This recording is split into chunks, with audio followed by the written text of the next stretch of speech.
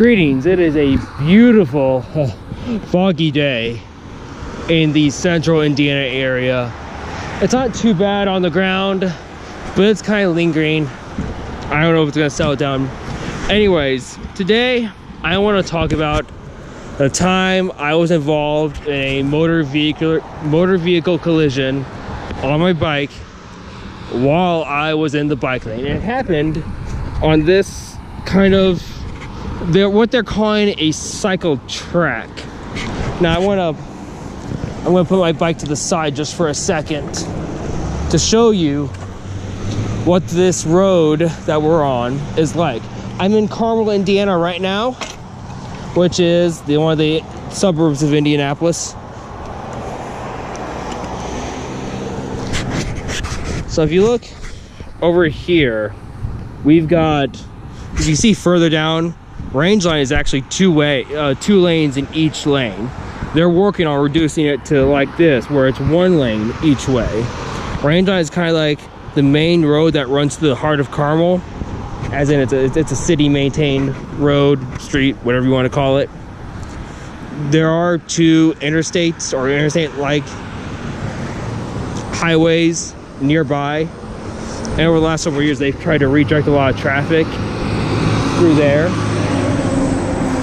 and they're calling this a road diet for range line because the vision of the city is that Main Street is already booming, but they kind of want to make the same thing happen on range line as well, which goes through Main.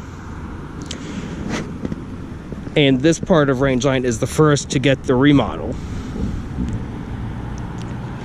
So to make it more accommodating, now if you look around us, there's already buildings on both sides of the street. The city government's located over there as well. The fire department, police, the actual town hall or city hall, actually you can see it right there.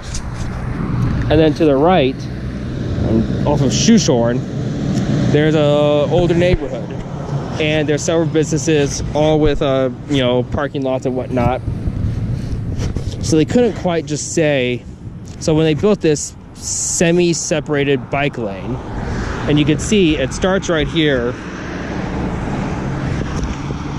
and then goes north, and then there's a second lane right here that goes south.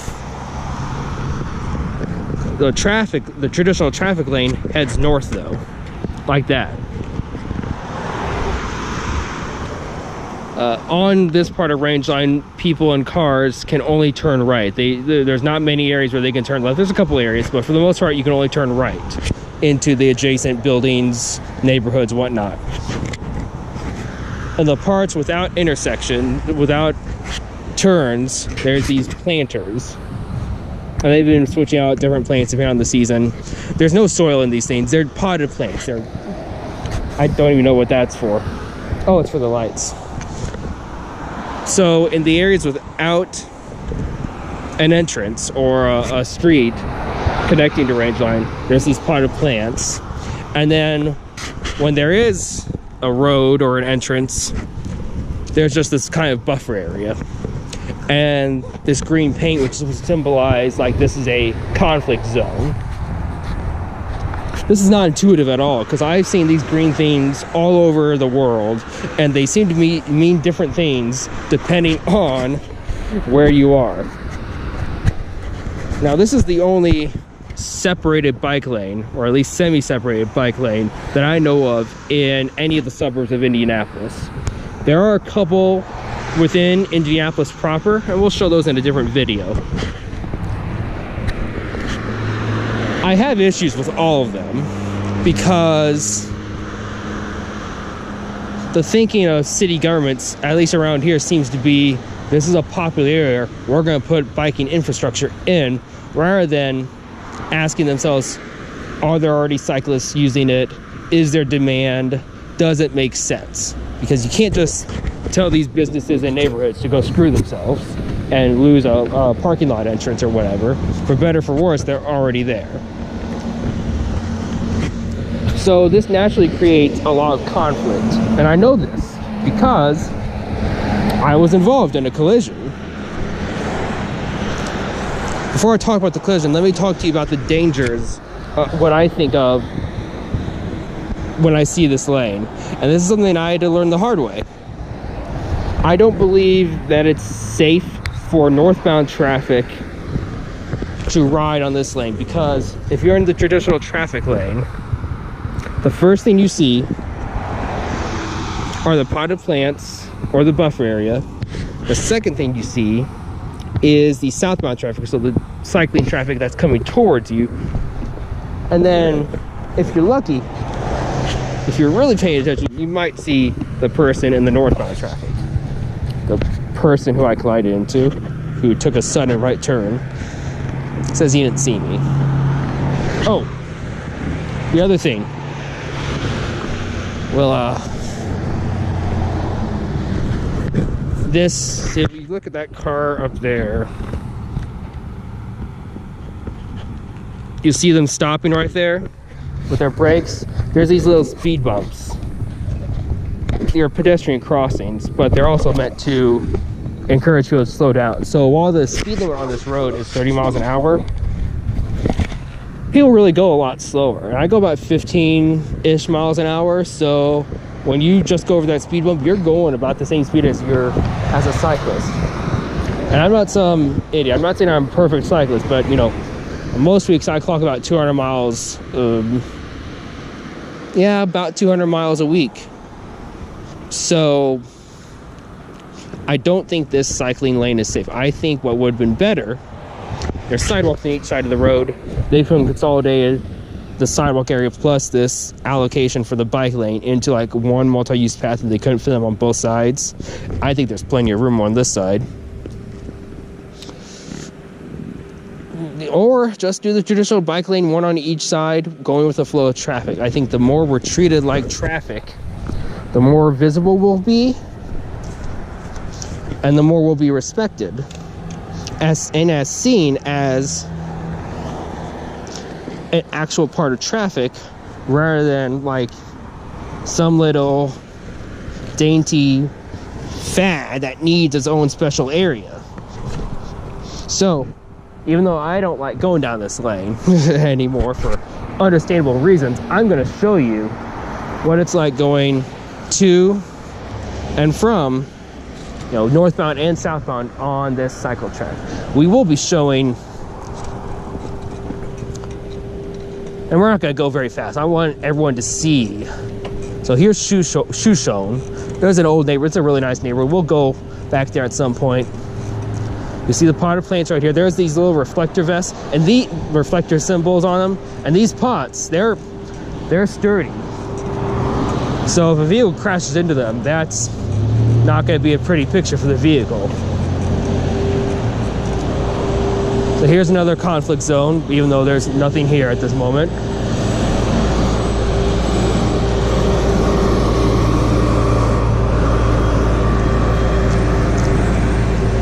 To our left is the Carmel City Hall and all that crap. There's the old spaghetti factory. So this is and here's one of the speed bumps I talked about, but I just want to talk about this old spaghetti factory. I don't know if I'm going to be talking a lot about food on this channel, but this is just going to be one of my little rants. So here's the old spaghetti factory right there. And that building, we're going to try to see if we can get a little bit better of a picture. That building used to be a Shapiro's. Shapiro's is kind of like the local Jewish deli. Their original location is just south of downtown Indianapolis. They have a franchise location at the Fashion Mall, and they used to have a location in Carmel as well, but it closed. The food culture in the northern burbs is pretty bad. So that even though a Jewish deli, which you would think would work well in a Midwestern city that's so meat and potatoes, couldn't make it. But the freaking old spaghetti factory, which is basically fast food but on a plate, is kind of disturbing. So yeah, so yeah, there's the old spaghetti factory. Yuck, never going there. We're gonna continue on with the Rangeline cycle track. heading north. Here's actually the intersection where I was hit. So you can see, if you look to the right, we've got several businesses. There are small little strips. There's freestanding businesses. I think there's some apartments around here. So there's a lot of activity. That doesn't mean there shouldn't be bicycling infrastructure. But this, I don't think was appropriate because there's so many areas where conflict can occur. You contrast that with some of these cycle tracks you see in New York City. Now, it seems like what I've seen is they're on a lot of one-way streets, but those one-way streets often don't have parking. The businesses, because you're in New York, don't have private lots like this. So you can have a separated bike lane and there'll be no conflict zones because you're in a downtown core area. In contrast, the development here came before the cycling infrastructure. And so in kind of an attempt to kind of capitalize on kind of what's going on here, they put this in kind of, I think, haphazardly. I do want to go around this roundabout because I want to show you what the rest of Rangeline actually looks like. So we're at Rangeline City Center. Here's another one of these pedestrian roundabout bump, speed bump things.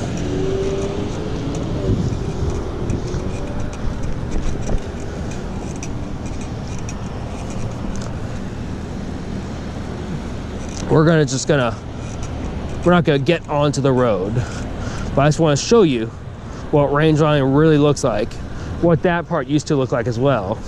You can see it's 2 lanes each way. There is a turn lane in the middle, kind of like a shared turn lane for each side, because again, businesses and whatnot on both sides of the street. The median kind of goes away for a little bit and then comes back later.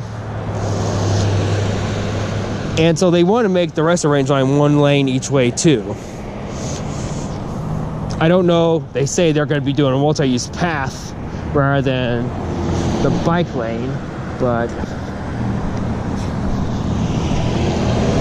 you know, good for them. We're going to go around this roundabout properly on the pedestrian path areas.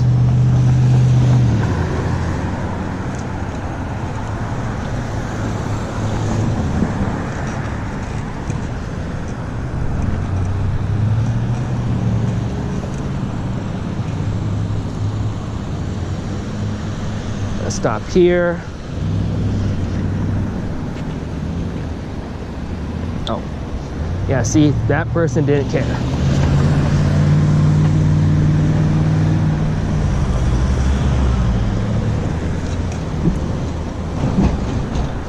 If you notice, that person closest to me stopped. The other person in the other lane did not. I saw that coming. But that happens all the time. When you've got 2 lanes and 1 lane is stopped for you as a pedestrian or as a cyclist using a path, another isn't. Yeah. We're gonna go back down Rangeline, the cycle track, southbound, and kind of you can see what it's like riding as traffic is coming towards you. It's a little bit unnerving, honestly. And I'm purposely not going very fast.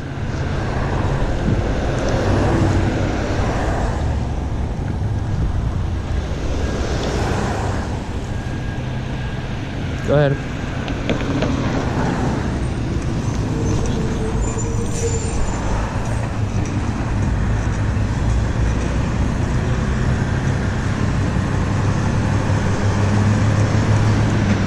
More I think about, I'm thinking that because there's so many buildings to our right, that is this guy gonna turn? Where's he turning to?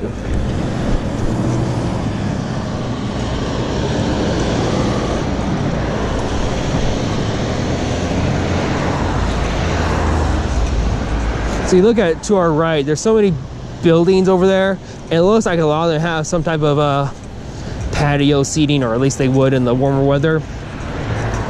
My guess is they ain't want a multi-use path with cyclists on them. So again, we're going south on the Rangeline cycle track.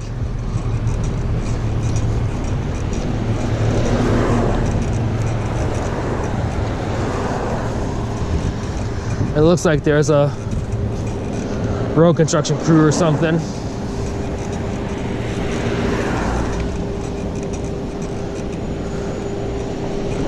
So I guess this is it. Oh, is this a street sweeper? Yeah. We're gonna go around it then, or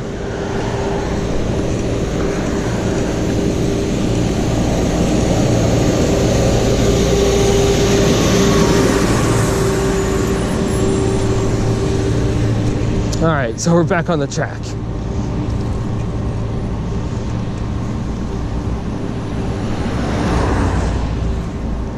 And we're coming up to Shoshone.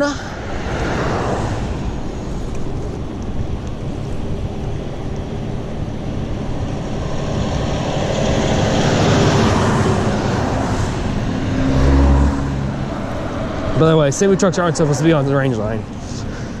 All right, so that's the Rangeline cycle track. We're gonna be doing a video on the other cycle tracks, separated bike lanes in the Indianapolis area too. There's not that many, but you can see there's a lot of conflict zones, and